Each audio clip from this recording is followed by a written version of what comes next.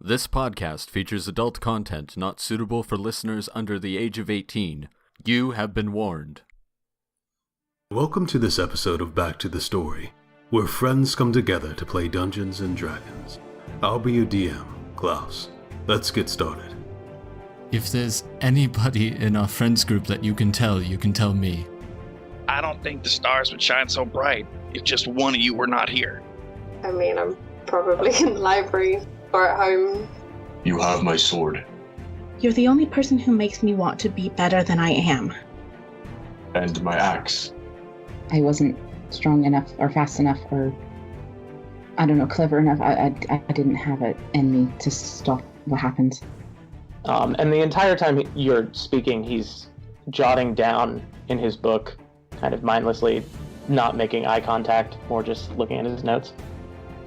That was very fucking stupid. I tend to do stupid things a lot. There's more out there to find, and there's more moments for having.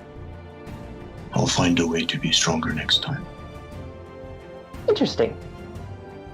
Curious. I don't know fuck all about what's right. Everyone who has ever loved you was wrong. You can do better. I know. I have to. How do you want to do this?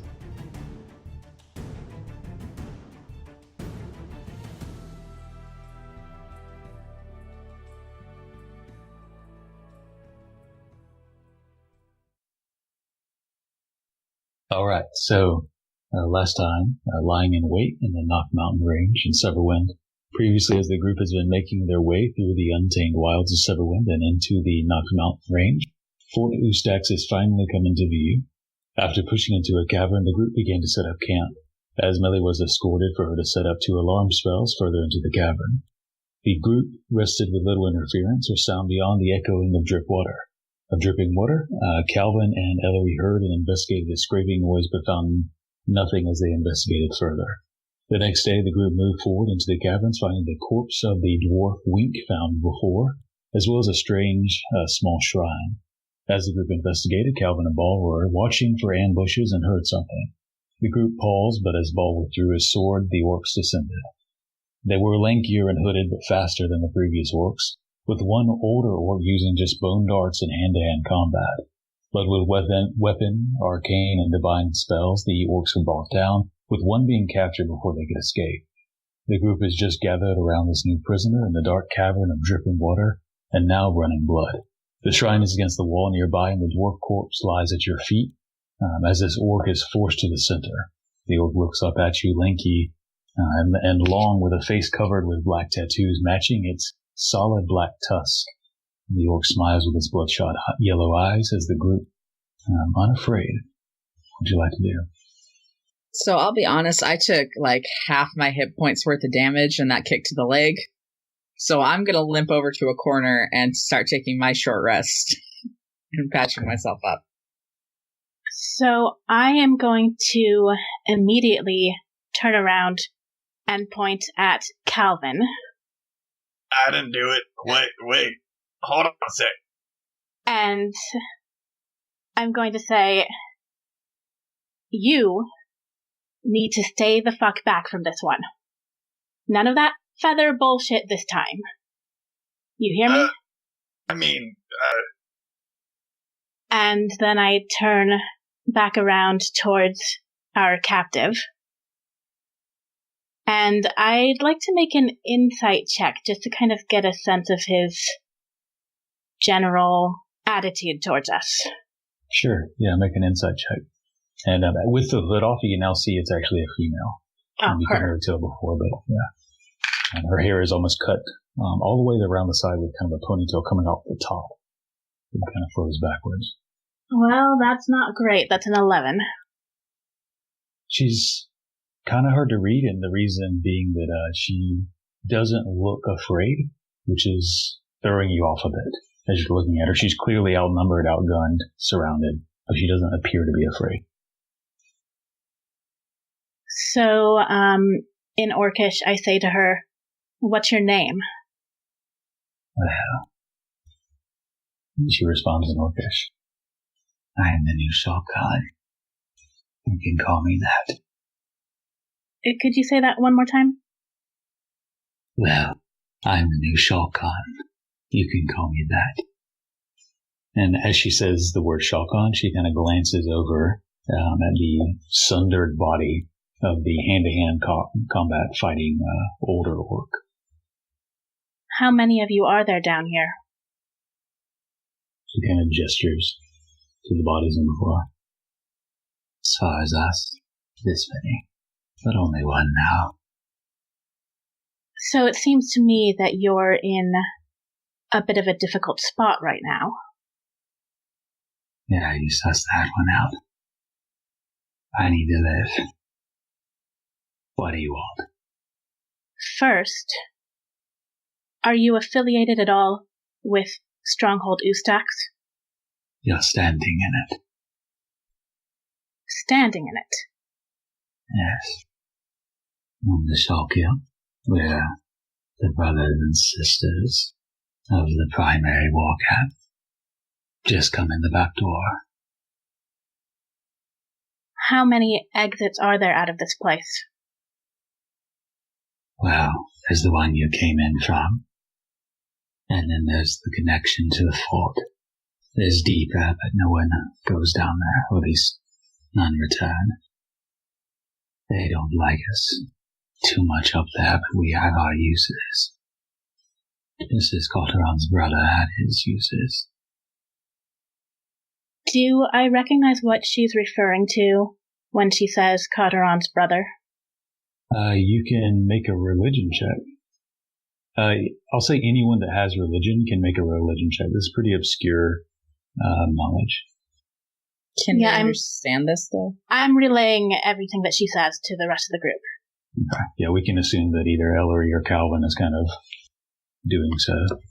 Kalvyn is taking a couple steps back. Like, he's like, whoa, I don't want to get yelled at again. I'm letting her take over. I mean, I got a 22 on my religion check, but I'm not being particularly chatty right now. I imagine you're close enough to hear if Ellory's kind of... Okay. I'm just not talking to anybody. Okay. Well, yeah, if you're listening in, you recognize Shulkan is the brother of Cotteron. Cotteron was formed from the chaos ages ago, during the age of entropy. And Cotteron was a twin with Shulkan, his brother. They both were born with axes in hand in the womb of their divine and mortal mother. And Cotteron took his axe and killed Shulkan, and took his axe and cut his way out of the immortal wound of their mother, kind of giving birth to the god which is Cotteron. Shulkan was the dead brother, the shadow of Cotteron, and apparently is still worshipped to some degree. And this apparently seems to be one of the worshippers. Interesting. I don't relay this, but it's interesting. I didn't read it all the way, so there. The right setting is now used. Okay. So you're talking to it. Vesper, you overhear this word about the Shulkan and the brother of Cotteron, as you're kind of sitting over there beginning to patch up your wounds and such. The individual is still, female orc is still just kind of standing in the center, not really putting much of a fight, but his eyes are kind of darting around to various locations. So, you said you have your uses. What uses are those? My brethren like to storm straight forward. They like to break bones and kick down doors. We are the followers of the shadow of Cotteron. Sometimes, if a Cotteron is wise, they will employ us to destabilize. Get in there before the primary force is pushed and take out targets before they rise from sleep. Would you say that the current leadership is the type who would employ such methods? She already has. She looks over to the Sunder body, was very effective against the dwarfs. She had plans to go into other regions as well. As you can see, we're not the same sort of fighting force as our brethren in a straight fight, but we're effective in the shadows, one-on-one. But since he is gone, and they are gone, and I remain, I need to live. What do you want? Safe passage. Possibly more information. I can answer your questions. I can show you the way. Where do you want to go? Let's talk about questions first. And I look around to the rest of the group. Anything you want to ask? In particular, I'd love to find out how we get rid of this fucking axe. Yeah. Anything more specific than that? Before we tell her why we're here? She mentioned some paths underneath to get into the fortress, but people don't come back from there. Why don't people come back from there? And is that the way she's planning on taking us? Reiterating that, she kind of explains that from where you are, you can kind of exit the way y'all came. You can also take a path to the fort, kind of outside, exiting that way, or you can go deeper. She says if you go deeper into the mountain, that's where people don't come back. Got it. So the path from here to the fort is relatively safe. As far as deeper, I'm not sure. They just don't come back. Satisfied. Oh, if we're taking risks, can you ask about what is it, the Manicore problem? Maybe just however you want to piece that in there. I'd appreciate it. You don't have to. I don't want to. I'm throwing. I'm sorry, I'll shut up. I think we can probably get to that. But why don't we deal with the fortress first, and then ask about the Manticore? Who has the highest passive insight? Or just what is your passive insight? 13. 14. Only 13. 14. The two that had 14, Kalvyn and Ellory, you notice her eyes are kind of darting around all over the place. And the others, you notice it, but it seems erratic, patternless. But you two notice there does seem a pattern. Her eyes keep landing in the direction of the shrine. Something in that area is kind of distracting her a little bit. It's not super obvious, but it kind of does make you want to look over your shoulder in that direction. And it's only maybe 7, 8, 10 feet away. It's not far from where you currently are clustered. Kalvyn, when you were talking to Ellory about the Manicore, was that in Orcish or Common? I assume Common. I mean, I was staying off the whole, so I'm not getting involved. Okay, wait, I'm sorry. I kind of got distracted in my mind. I totally. What did we get out of that insight? Her eyes are shifting. I thought you were describing it was patternless, but then what now? It's patternless to everyone else. Her eyes are just darting around, but you and Ellory, Kalvyn and Ellory, notice she spends more time casting her gaze towards the shrine area. The little shrine, it's not very big. It's like the size of a pillow, like a big pillow. But still. Like a nervous gaze or it's kind of hard to tell what she's thinking. What I'm looking for, gazed. It's kind of hard to tell what her thoughts, but she's definitely, her attention is spent more time in that direction. Did we discover what this shrine was? Yeah, saw it and got a bottle from it. But I think this is about as far as y'all got. Correct me if I'm wrong. Is that where I found the darkness bottle? That's where you found that. Yep, that was... Sorry about that again.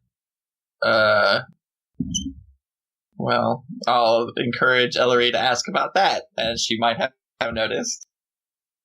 I'm not going to ask directly, but this was going to be my next question anyway, I think, or one of my next questions. So, what happened to the dwarf over there? He tried to escape. He was smart. He disappeared. He was a slave. He snuck out. He wasn't quiet enough, though. A slave, you say? And how many of those are here. I don't come to the service often. 50. 25. I don't know. She kind of shrugs. What do you want? If there's a path, I can show you. Does the path lead to the inside of the war camp or outside of it? Both. She kind of gets on the ground and kind of scrubs some dirt away to flatten it out and begins drawing with her fingers and kind of shows you're here in the caverns, and if you come through here, you'll pass by the springs and then the cave crawl where the children are kept, and then up you'll pass by the throne room and the war room, and then exit out where the primary camp is held. You're essentially like in the basement and would be exiting, coming through everything, and then exiting out the front door, which is where the mass of the force are held, outside, actually. To the others I say, well, this doesn't seem ideal. Or maybe it's a good opportunity. To the captive, I say, and what do you think would the reaction be if we suddenly appeared going through that route? By yourself.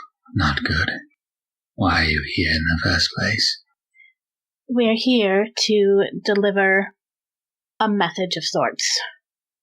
A message to Totha Wyrm-eye. What message? And does Ball have the axe out right now? I don't think he has it out.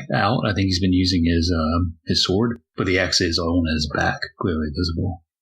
So I go ahead and point that out to her.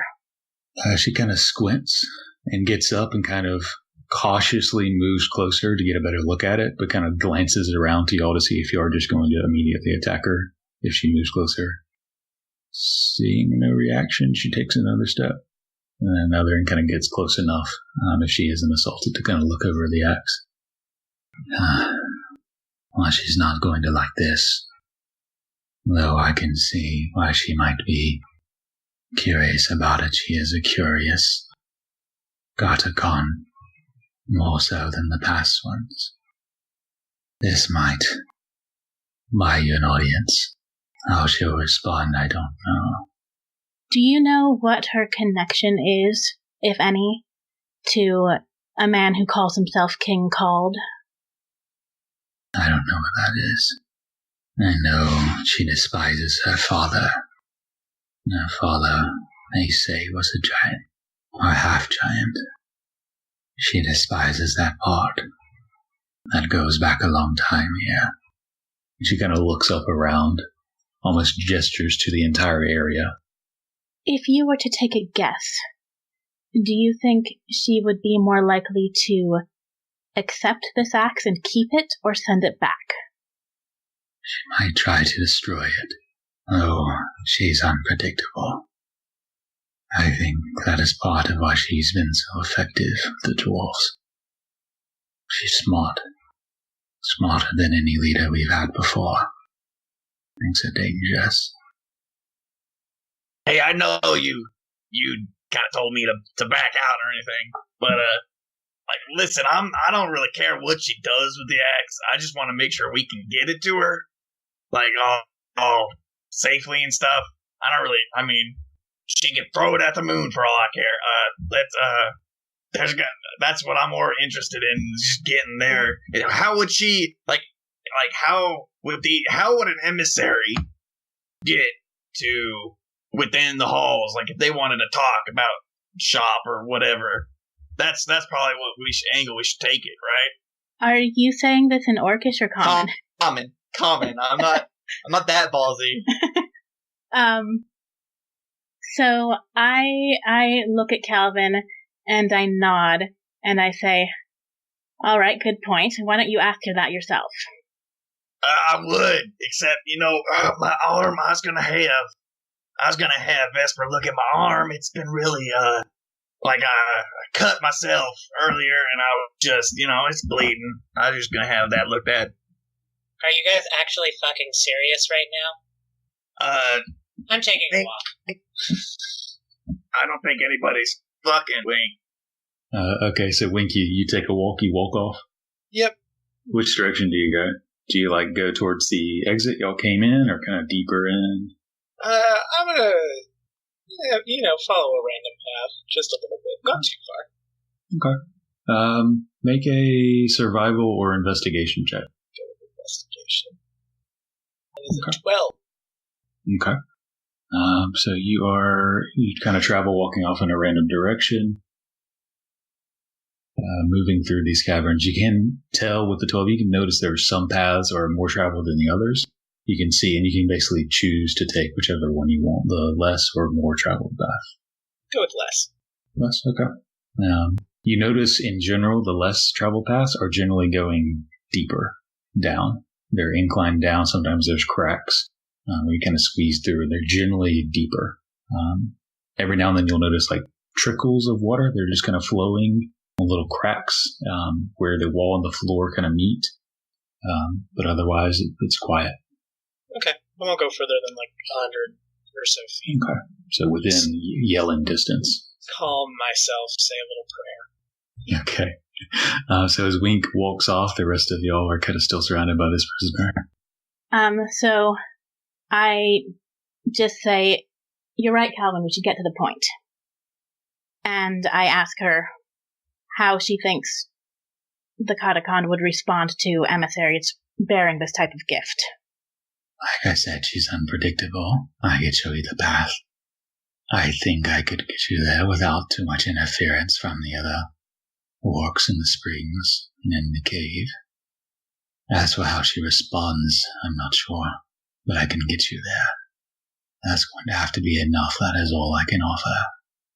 And what guarantee do we have that you won't turn on us as soon as there are your brethren around you?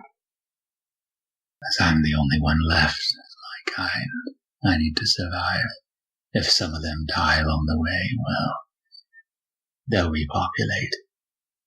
You can see, too, as she's closer, and I think someone had a torch, which I'll let you can move over. You can see her tusks are black, where Kalvyn's and normal orcs are generally kind of whitish, ivory, normal teeth color for the most part. Hers are solid black.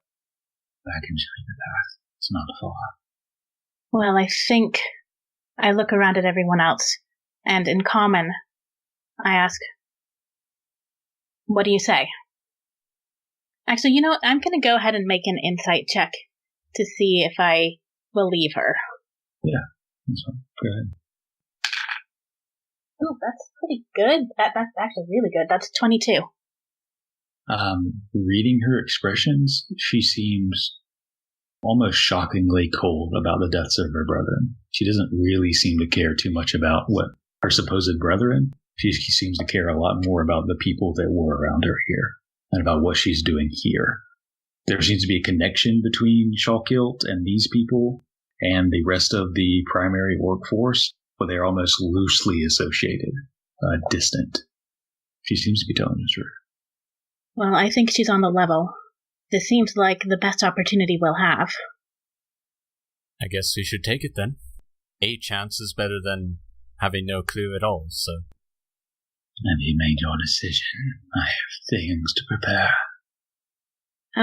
I look at Kalvyn, Vesper, and Ball for their input, if they seem to agree. I mean, yeah. Vesper's not looking at anybody, so she doesn't see you look at her. Vesper! What? He goes over, Vesper, hey, do you happen to hear what we've been talking about, maybe? Yeah, I heard. What, okay. All right, what are you thinking? I'm more sorry. See, I didn't really want to influence a group decision. I was worried I might accidentally put my opinion out there and influence what we were doing, so I was just keeping it to myself. Oh, no, it's all right. Don't worry about it, girl. Oh, it's all right now. It's fine now, is it? Yeah, go ahead and, we're all trying to sort out what we all think. I think most of us think it's a good idea. I don't know if you heard that either, but, I don't know. What do you think? I don't give a shit, so whatever you all want to do. I'm going to go ahead and put you down for a yes. Great, sure. Awesome. All right, let's go. Let's do this. Ball, what do you think, buddy? We'll say Ball shrugs his shoulders and responds in a manner appropriate to Ball. I shrug my shoulders and respond in a manner appropriate. I think I'll look at Vesper and say, what's the matter?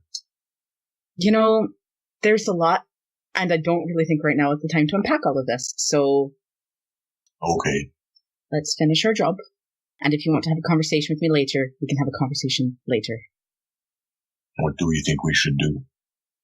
I think we should take the opportunity and watch her every step.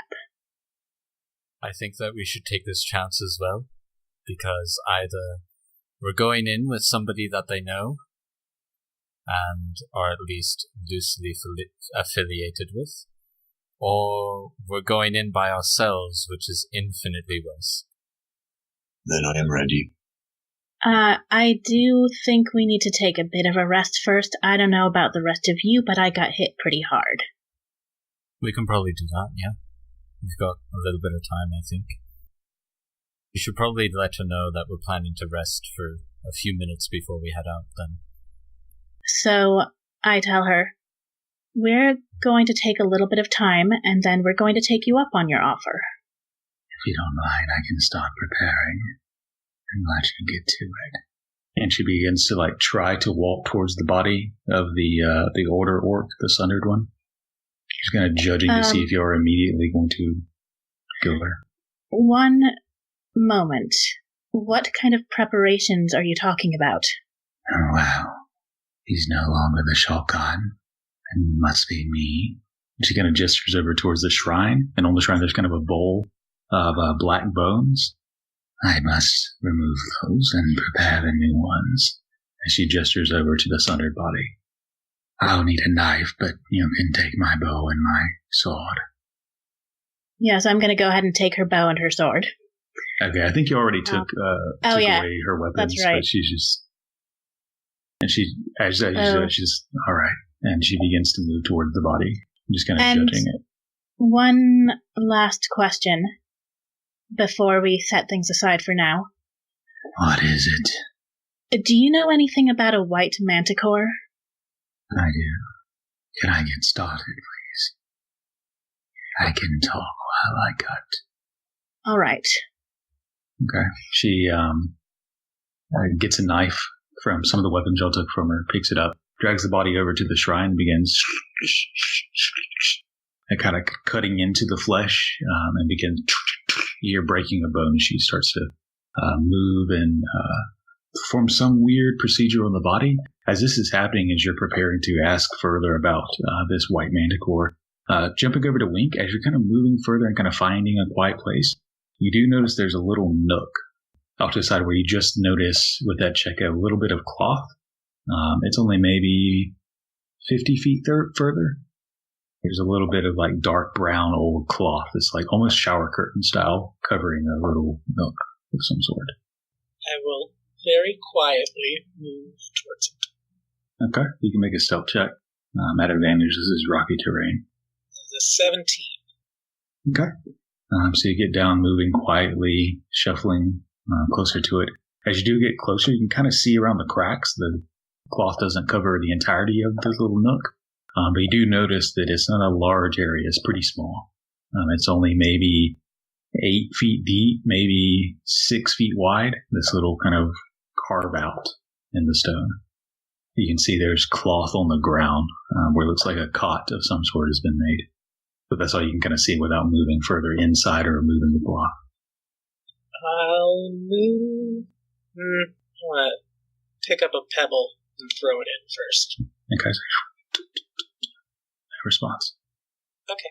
I'll move in. Okay. So moving in, you see this small, confined 8x6 little carve out of rock. There's furs that have kind of been stacked up, old, dusty, covered in grime, mushrooms actually growing nearby it. Looks like there's a cot or sleeping area. And then you notice a small stone where there's a bowl inside of it that seems to have some thick, black, tarish-like substance. And next to that, you see a rock. Pretty large rock. It's about the size of maybe a basketball. It's somewhat rounded. But other than that, that's all you see in there. Can I give it the bowl and the... I don't know. Do I have any way of trying to figure out what's in the bowl or what the rock is? I mean, you could... Depends how you want to look in the bowl. Getting closer, you can kind of shift it and see it's very viscous, very thick, and it doesn't flow very well. It's thicker than molasses. It's almost like dried. You see it does have a smell to it, a ferrous smell to it. If I put an arrow in and, like, dip it out, like, does it do anything to the arrow? It seems thick and tarry. Almost like pitch, but there's a heavier scent to it, like it's mixed with something else. And the rock, any kind of markings on it? Just a big round rock? It just looks like a rock. On top you see like a mug on top of it. Or not a mug, but a small cup of some sort. So, like it's a table? Maybe, yeah. I'll kind of toss apart the cot, not terribly, but dig through the cot a little bit. Anything interesting in there? Tossing it under the first layer, there's a few swords. Not terribly well made. Looks like there's a curved longsword, effectively made of iron, a little rusted on the handle, but serviceable. There's also a short sword in there as well, and you see a stack of bone, maybe 8 to 10 inch long shards of bone. Looks like the darts that were stuck into Vesper's shoulder. Take a couple of the darts. Grab the weird bowl, and yeah, I'll head back. Okay. So you head back. So as you're walking your way back, the rest of the group is kind of surrounded by this orc that is beginning to carve it and remove the bones. As she does so, the bones are clearly solid black, just like her Tuskar, of this older, sundered orc. And she's just collecting them, putting them into a pile. She looks up at you all expectantly for questions or whatever. The Manticore, you were going to talk about that. Yes, the Manticore. You're referring to Longstrike. Makrar, the main. He's not the only one in these parts, but he's the only one that's white and black. He performs a service for the Kotakon and the Stronghold here. We provide them all rocks, food. In exchange, they patrol the area. What about the attacks on... Shit, I forgot the name of the town. Valenberg? That'll work, yeah. There are some villages on the other side of the mountain. It's not far if you can fly. Makrar, more than the others, likes to hunt. Not just for food. I'm sorry, is his name Longstrike Makrar? His name is, and I'll type it out for you. Okay, I'm sitting there, okay, my bad. No, that's her exhaling, not me. I totally understand. That's his name. Main Makrar Longstrike. She's still cutting through. Is there anything significant about him, the white, that makes him the de facto leader of these manticores? He's bigger, more dangerous. I suppose that's what matters out here. Okay. Bigger, more dangerous. Is there a specific spot where he likes to roost? Somewhere high up on the mountain. Though, as I said, they frequently patrol the ridges and come when the horn is blown. Come when the horn? What horn? Totha Wyrm-eye has a horn, she calls them, when they are paid in food, or when she needs them for some other purpose. Interesting. Okay. Is there anything, significant about the horn, or does it just have horn sound? Very loud. Very loud horn. Let's see if I can't mimic that. And about this time, Wink comes back. As Wink, you notice the situation of this orc carving into a corpse. Oh, wow. That's brutal. Anyone know what this stuff is? I'll hand forward the bowl of pitch. Or maybe ask her what this is? Does someone translate into Orcish? Oh, yes, I do, and as I'm translating, I'm looking at it myself. Does this look at all like what I need? It sort of... Make a Arcana check for that, as you translate it. That is used in rituals. It's a mix of tar and blood. You can also use it to light a torch if you're so inclined. Handy. Is that 18 total? Yeah, as you're looking over it, the consistency of it, the smell of it, it seems to point you in the direction. And as she says, mix of tar and blood, yeah, the tar part. You're not sure how the interaction with the blood will go into it, but at least part of it is what you're looking for. Wink, mind if I hold on to that? Yeah, no problem. Thank you. Actually, I've been meaning to ask you something. I know Meli's magic, she, mainly gets from books, but yours seems to come a little bit more naturally?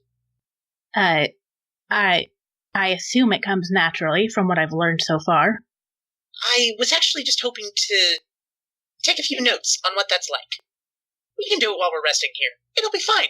I'll just kind of, not take no for an answer and pull her over and talk to her for a bit. Yeah, sure. Okay. Not my favorite topic of conversation. Do you all begin a short rest? Yeah, I would say so. Okay. Are you doing anything particular? Staying within eyesight, I assume, of her. She's kind of carving. She's not moving. She seems to be working on this pretty intently. I assume you're staying in eyesight, kind of in the area. If not, you can let me know, and then guys can take the hour. Vesper, you'll finish early, probably by about half an hour, since you started on this immediately, where you guys can roll your hit dice and officially kind of level up and get everything that comes with that. I will also sing a Song of Rest, which gives everybody 5 extra hit points.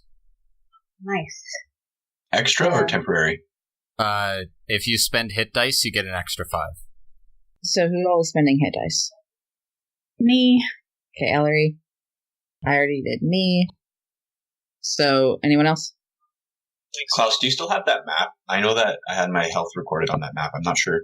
I don't have it written down anywhere else. I do. Okay, I'll use a hit die as well. Did you say Wink is as well? No, he's fine. Okay, so for Ellory, then I'll do Ellory first with my medicine check and actually talk over Wink while I'm checking her wounds and all right, so you're gonna want to do this with that and change the bandages and that's a natural 1 though, so that's not gonna help you. Well, I still far too loud. Look grateful at her attempt. Then you will notice about halfway through the conversation, Wink seems to be mumbling to himself. And his eyes kind of brighten. And he's going to, okay, great, that was great, thanks, bye. And he just runs off and starts scribbling in his notebook. And then...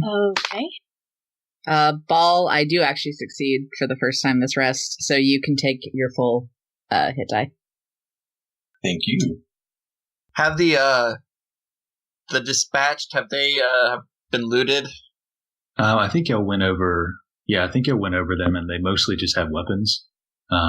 They have scimitars and short swords, as well as bows. They have long bows.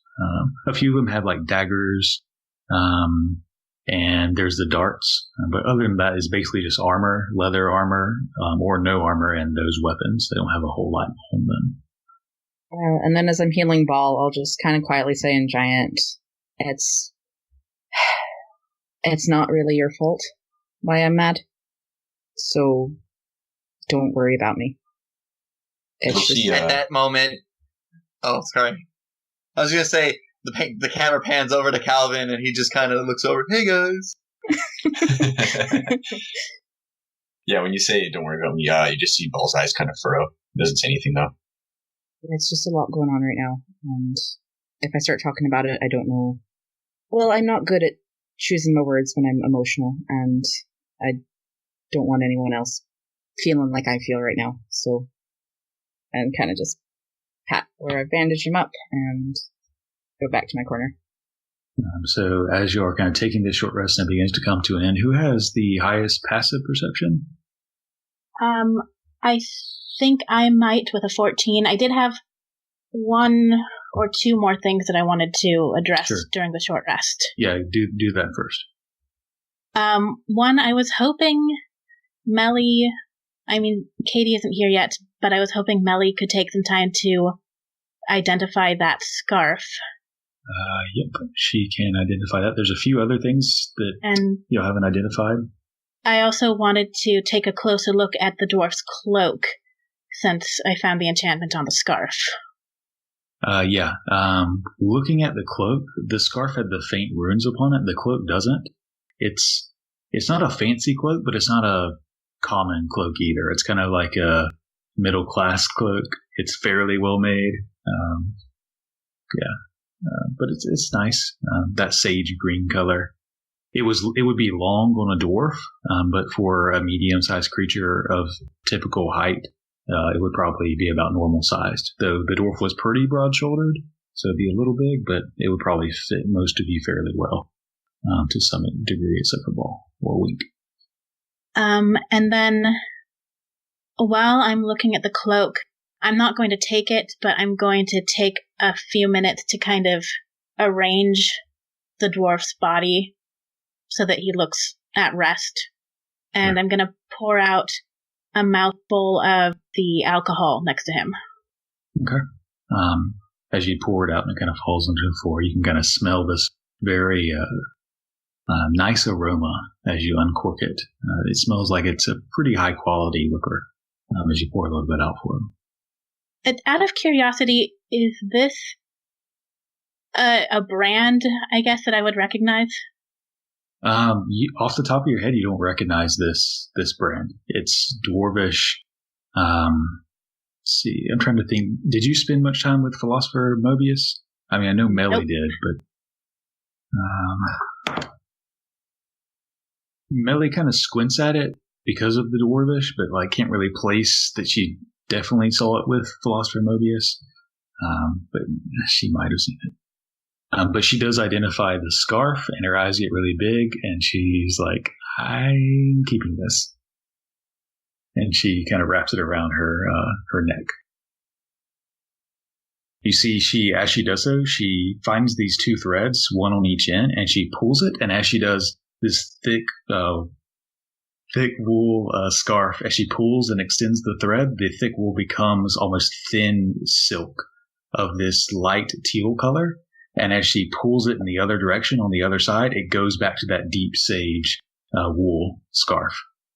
And you can kind of see the very faint shimmering of the arcane runes as she kind of wraps it around her neck. There's a few other things that y'all haven't identified. Would y'all ask Meli to identify those things as well? Yes, of course. All of them, that we know exactly what they are. Okay. There's a vial of orange that y'all got in the ogre cave that y'all probably forgot about, or maybe you didn't. And that is a potion of fire breath. And I have the stats on it, so I'll give it to you. The vial of magical black sand, which is half empty, is a potion of darkness. You throw it and shatter it or open it, and it'll essentially cast darkness, but it's half the time now, half the duration. And I think those are the only things y'all had to identify. Yeah, as far as I see. I have the skull in the cage, if that's anything. She looks over it and it's not magical. It doesn't appear to be magical. Yeah, we'll say that. While we're at it, can I get her to properly identify that Fire Lord figurine thing that we found? That's like, oh, whoops! It was in the ogre cave, kind of like made out of glass. Yeah. That thing. She looks at it. It looks like a nice paperweight. It would probably sell for a pretty penny, just like the silver cage was, but it's not necessarily magical. Speaking of the ogre cave, does she know anything about the supposed magic ogre that we sort of stole from? And if we should be worried? I will go ahead and translate that question. No, guess. I don't know much about them. They don't typically come close. You see at this point she has most of the bones removed from this body. And kind of stacked up. Cool. What is she doing with those? I missed that part. I think it's some kind of ritual to make her the next leader of their faction down here. Interesting. And he just sits down and starts sketching. Okay. And so as those things are identified... Oh, Ellory, did you have one more thing? Yeah, one more thing that I wanted to do, that I meant to do in the morning but forgot about last session. And I guess this would be as we're wrapping things up.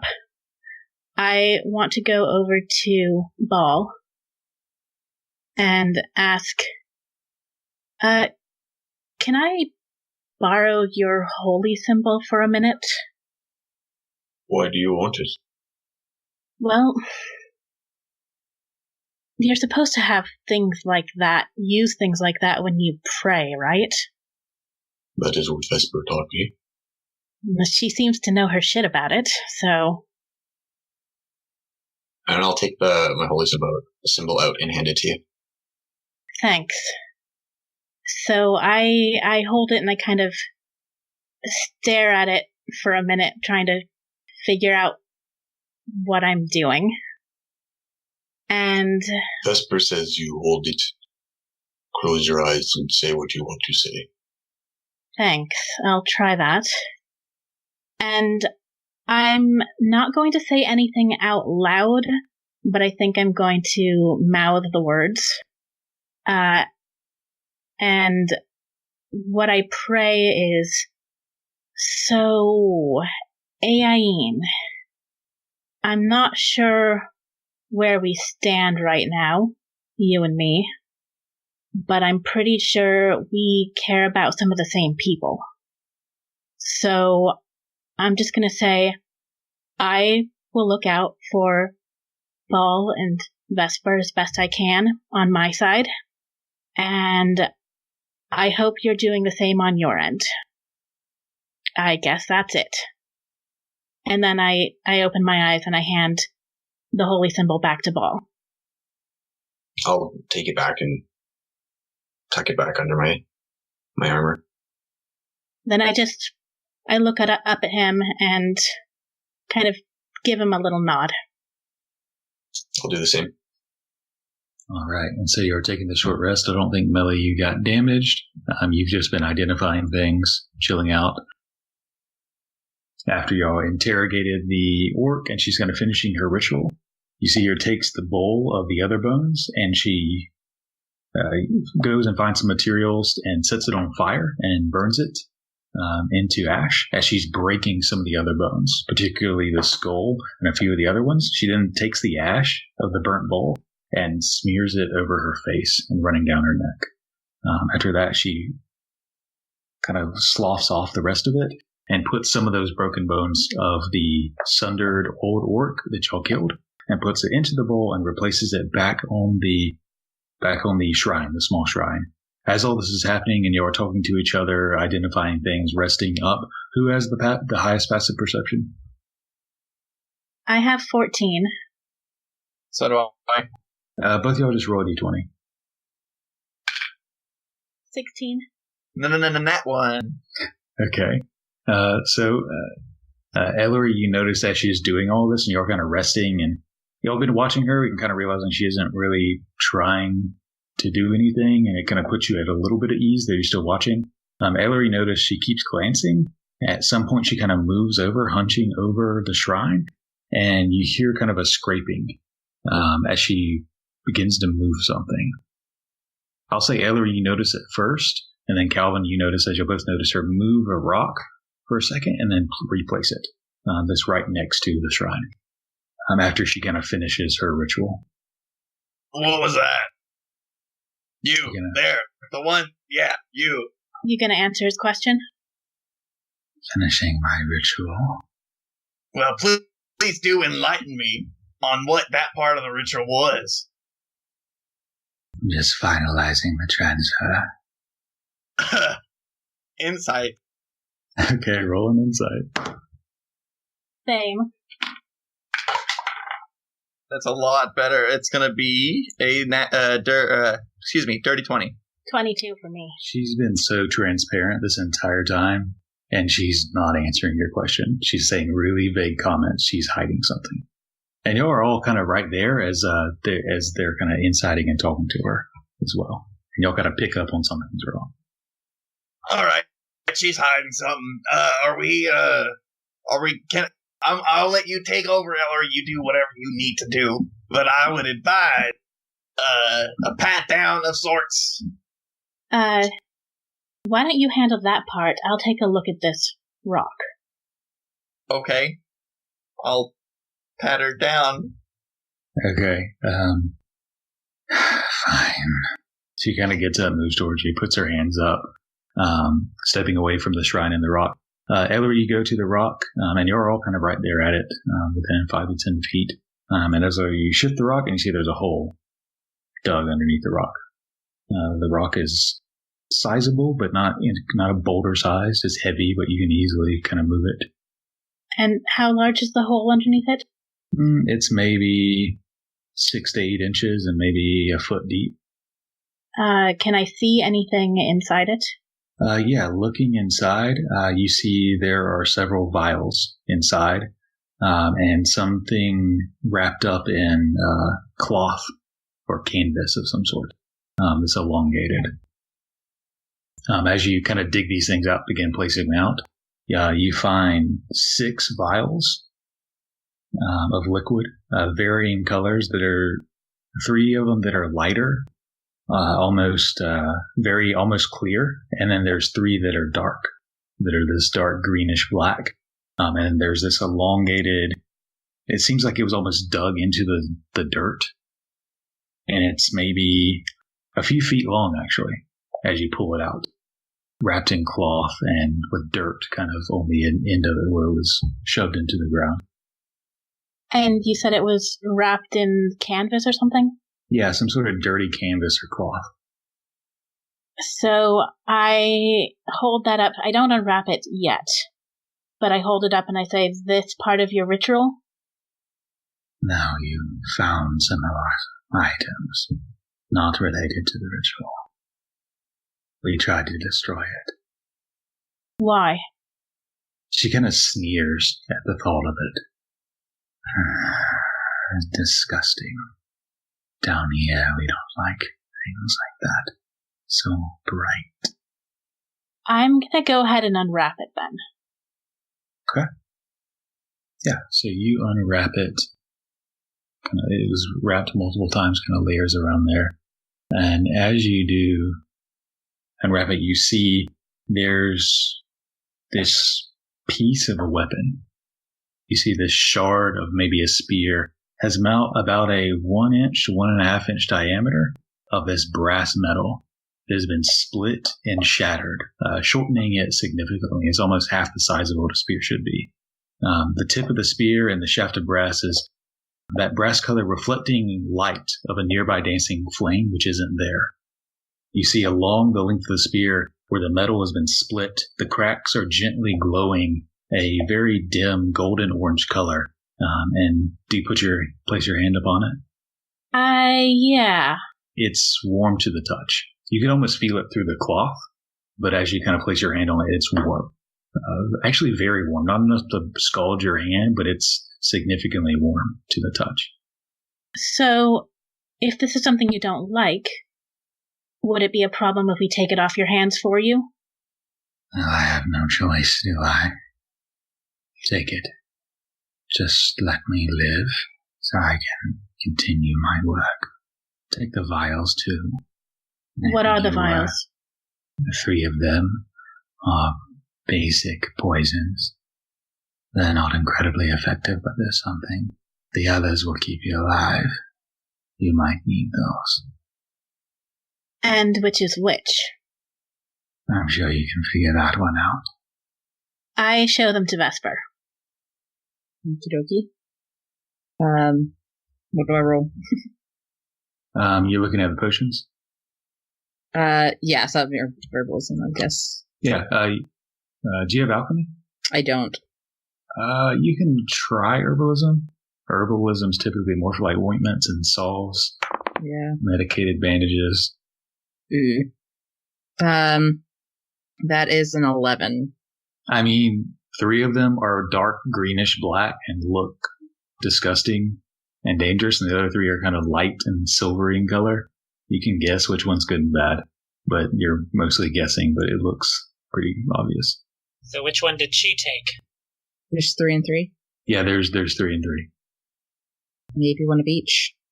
Finish that pat down? Kalvyn, make an investigation check. It's really good, except I don't add anything to it, so it's a 17. Okay. Yeah. As you're kind of patting her down, there's something kind of tucked into part of her armor behind the strap, kind of between her body and her back. In the leather armor, you kind of pull it out and you see a lighter colored shimmering vial, the same color as the lighter 3. Kalvyn will grunt and then just hand it back to her. You hand her back the potion, the orc? Yep. Okay. Yep. Why are you doing that? She's helping us. Maybe She thinks she'll need it. Ask what it is? She's like slowly reaching her hand to the top, uncorking it. Arrow. Don't make Wait. me fire. You draw it back and she kind of puts her hands up, corks the bottle, and kind of tosses it onto the ground at your feet. What the what, man? Stand down. All right. She was about to drink it. You know what Oh, it no. does? No, we Fine. don't. I pick up the bottle and I drink it. Okay. Awesome.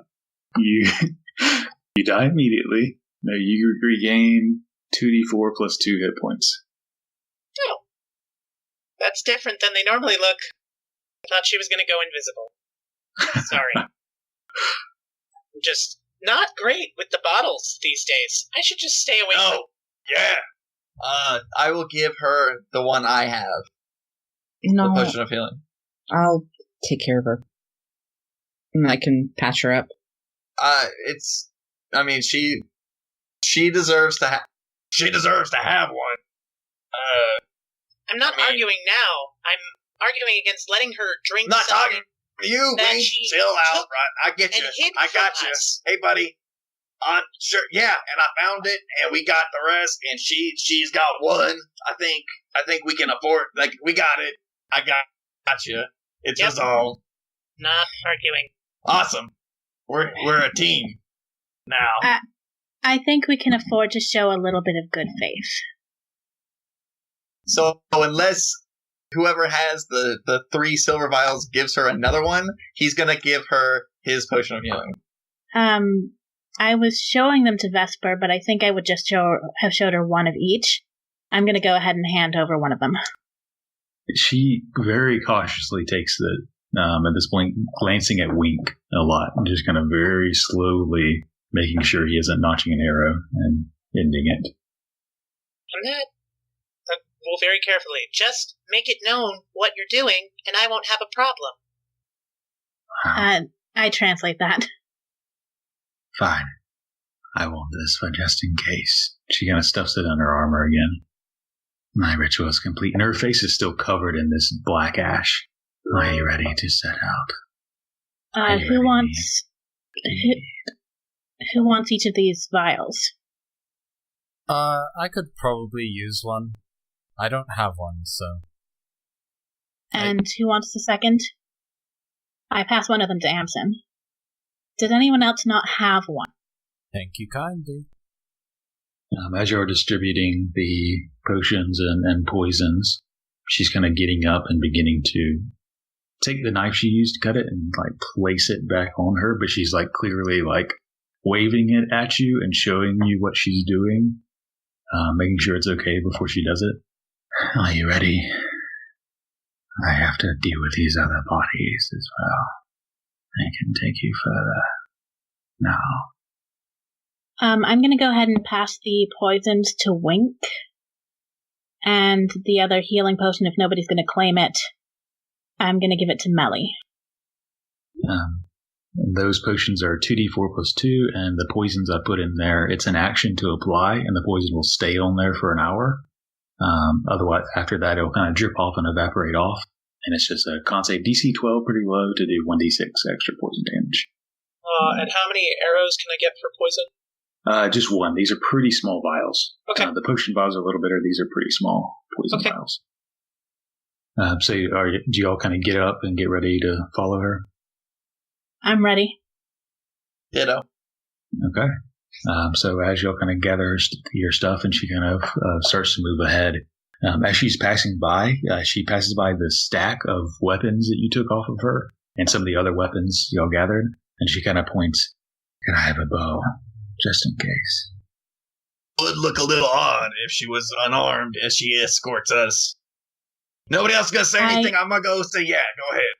She grabs it and she grabs her quiver, puts it around her belt. Are there any arrows left in it, or did Wink take all the arrows? I actually only wanted to ask now, how many can I reasonably carry without looking like a complete asshole? Let's see. Is that going to stop you? Your quiver could probably hold, I'll say 30 max, like stuffing it. If you took another quiver, you could easily hold another, like stuffing it 30. But as far as what's available here, 15, 30, there's maybe like 45 bow and arrows here, like amongst all of them. All right. They're not all in one quiver, obviously, but yeah. We'll cap out my quiver and take another 15 more. Okay, so yeah, you take another one of their quivers, and she takes one and maybe has like 15 to 20-ish left over. Takes it, straps it on, and begins moving. Y'all head through the cavern. It's, again, dark, dripping water, that musky smell of mushrooms growing as y'all continue in. You'll begin to almost like descend, and you hear the trickle of water becoming louder as the smell begins to lighten a little bit, as if there's a bit of airflow maybe. As you'll kind of come... Yeah. Sorry, as we're descending, I still want to get Wink's attention. Hansel and Gretel? Yeah, continue to do that, exactly. Okay. Yeah, so Hansel and Gretel, I think the 3 sets of mushrooms, not super obvious, but obvious enough to y'all, all the way through as she's kind of leading you around the corner and kind of descending down, where you see there's a maybe 30-foot stretch of black still water before the trail continues up on the other side. I'm going to suggest now might be a good time for Ball to go ahead and make sure the axe is very visible. I will sheathe my greatsword and I guess draw the great axe and carry that around. Okay. I'm going to just talk to Wink briefly and say, when we split off, just let me know. Alright? Yeah. Given the situation now, I'm not exactly sure it's a good idea. And to be honest, the only idea I had of what to do was set fire to something. And that doesn't really seem like a great idea to do. Well, it's always good to have a plan B, in my opinion. True. I'll hang back. Think of a way to signal me out here if you get in trouble. I have something, I think. Great. I hope you don't have to use it. I hope so too. So I will just wait for an opportune time to kind of slip away. Hopefully somewhere closer. Okay. So are y'all going to cross the water first? Yeah. Okay. Yeah, so she kind of goes first, holds the bow above her head, and kind of wades through. As she gets through, it looks like she's still walking, and the water comes up to maybe up to her diaphragm, maybe to her chest before it goes back down. The deepest part is maybe 4 to 5 feet, maybe, as she kind of comes to the other side without having to actually swim, coming out wet on the other side. As y'all go through, you are trudging through. Wink is the only one that would actually have to like swim. The water is cool. Go right up to Ball and just like do the baby with the arms up.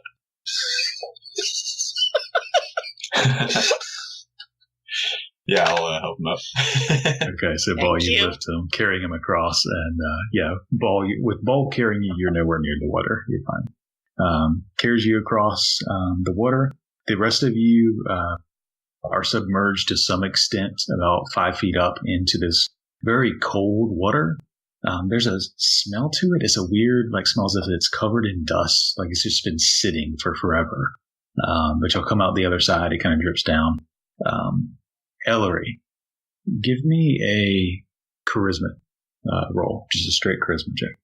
As you feel, as you're kind of crossing the water, you get about halfway across, and you feel a strange tingle reach up the back of your neck. You felt this before. That's a 15.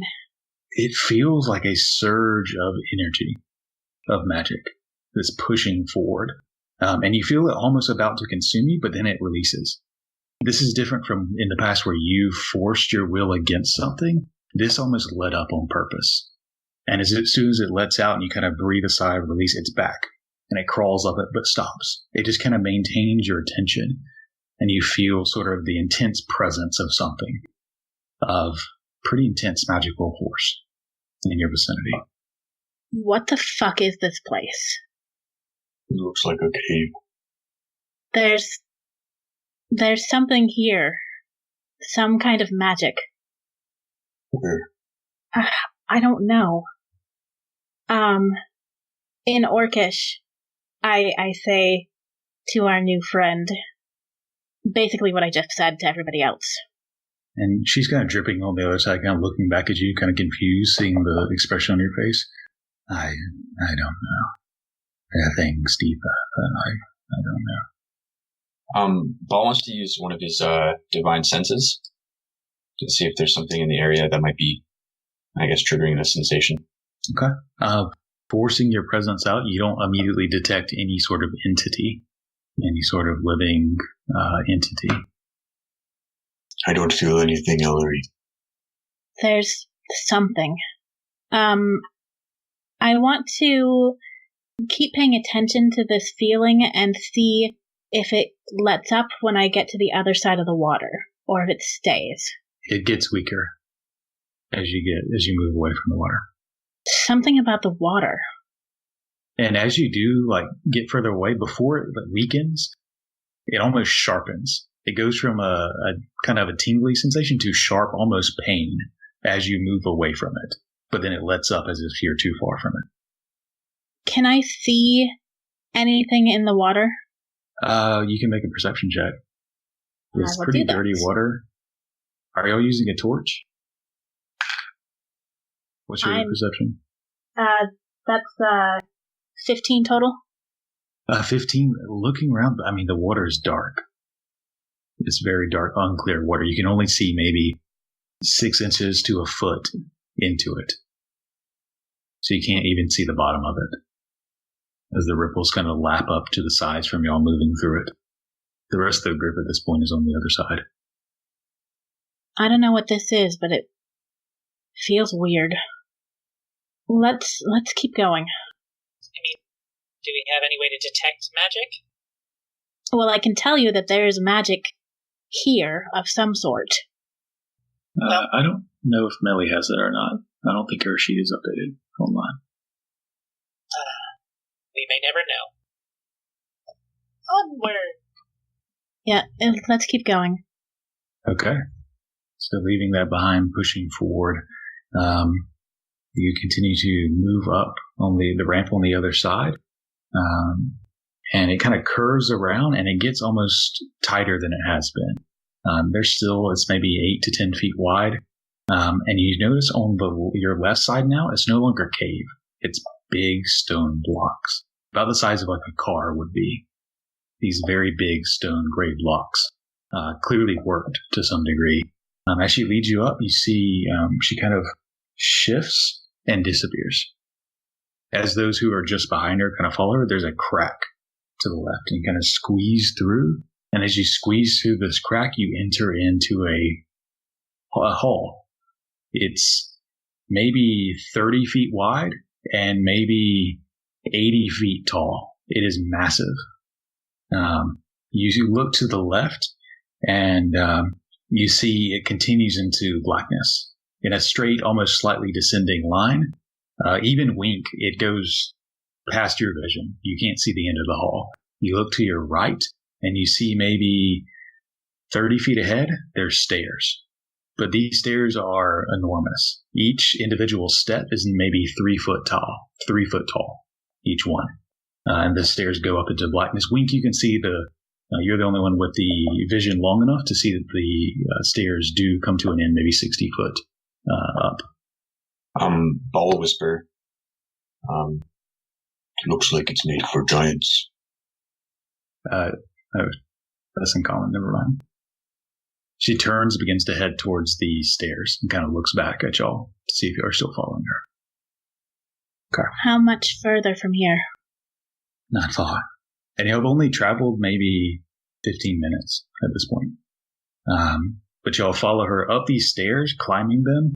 Wink would have some trouble, but with the help of anyone, or just riding Ball, you'll be able to go up these enormous steps, going about 60 feet up as the hall continues. As the hall moves forward, you notice a stench come over.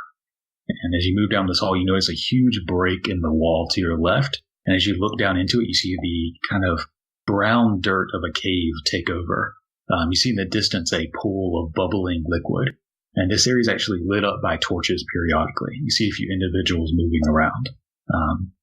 She ignores that, continues forward. As she's moving, there's a similar break in the wall on the right. And you see a similar cave that descends and kind of curves around the corner. You can't see everything, but it looks like there's numerous columns, like an entire room of these huge columns, 80 feet up ceilings.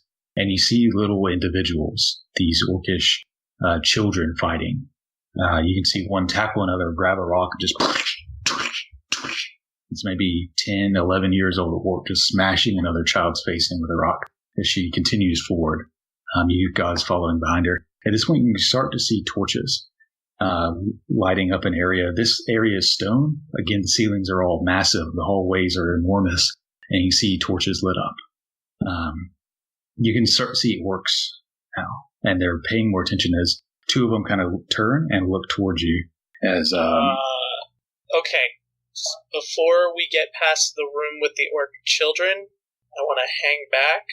I'm going to hope this doesn't take long. I'm going to cast Disguise Self on myself to look like an orc child and just kind of hang out back here. Sure. Okay. Sure. I'm going to, sort of follow behind, but, try and keep my distance so I can keep an eye, but hopefully people will leave me alone if I'm just a grumpy-looking orc toddler, probably at my height. Yeah, sure. And you can use the ones you just saw as kind of a prototype almost. Yeah, how far are you hanging about? 30, 60 feet? I'll say 60. Okay, 60. Yeah, enough dark vision where with the torches I can see pretty far. Okay, yeah. And the torches are placed intermittently for those of you that have significant dark vision can see fairly well. It's spaced appropriately. You'll move forward and the two orcs are kind of suspiciously moving up. You can see them pull out axes on their sides as they move up. The orc that's been leading you, kind of steps forward. They're here to see Totha Wyrm-eye. And they kind of look at her like she's lost her mind. They have something that she will like. They kind of get closer to her as she kind of points towards Ball, who's holding the axe. Her father's weapon. I'm sure she would like to see it destroyed. They kind of nod.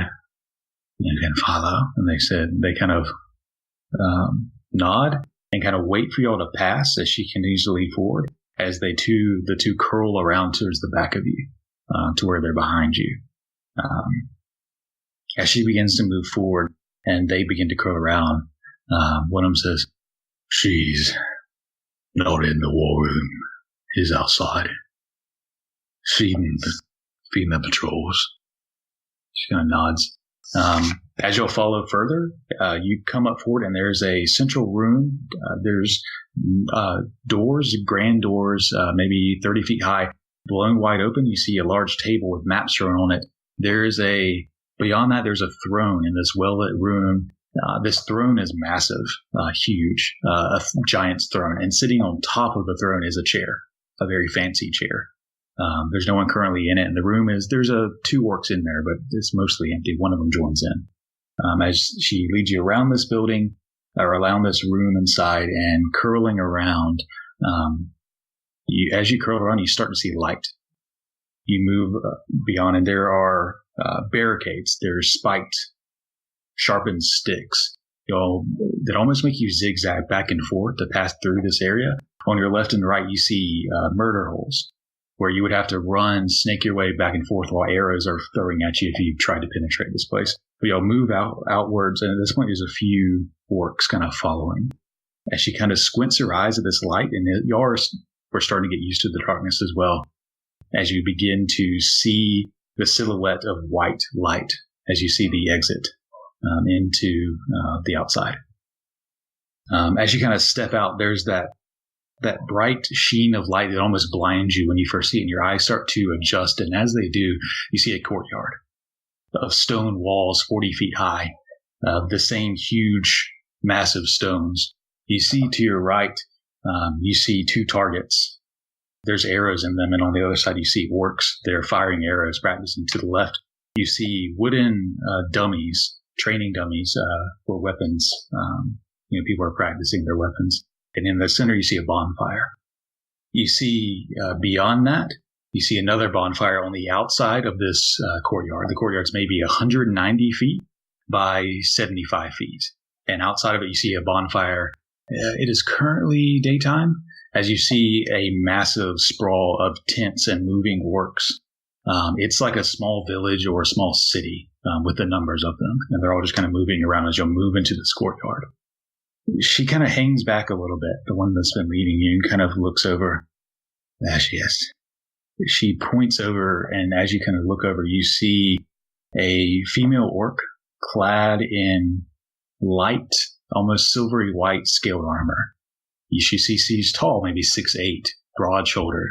She has a large head with a large forehead. You see this dark, black, thick dreadlocks that come back and down her shoulders. You can see as her eyes are darting around, her skin tone is pale white, which is stark compared to the rest of the orcs. Her skin tone is the color of the snow at her feet. You can see on her side she has 2 axes. Both have a ribbon tied on one of them, one crimson red, the other one stark yellow on her side. As she's looking around, she begins to look towards you and puts her hand down by her belt, her right hand, and as she taps the metal part of the hooked bearded axe at her side, you hear a clank, and you notice her right hand has massive black claws and covered in white scales. She kind of looks over, tilting her head towards you. The one kind of shrugs and kind of leans forward. She kind of bows a little bit, like a slight bow. She's still squinting. She's pulled the hood up at this point to give her eyes some shade. Got a cotton, Totha Wyrm-eye. These invaders have brought you something. And she doesn't meet her gaze. She's like looking at the ground. They've brought you something I think you would be curious to see. She kind of shirks away a little bit to the side as Wyrm-eye kind of leans her head to the side, almost curiously looking you over. She locks eyes with you all. She begins to step forward into the still snow-covered ground. As she gets closer, you can see her right eye. The pupil of it is torn, and it almost forms a strange, not a cat slit. It's not that perfect. It looks like it's been almost wounded cut. As she kind of moves forward to you all, and as she does, and you begin to open your mouths to speak, and we're going to take a quick break. Next time on Back to the Story. The only words you do see that are spelled out in Celestial is judgment. And that's probably about when the spell kind of fades and your emotions all come roaring back. Let's fucking run, please. Ellory, come on. I can't. There's something here.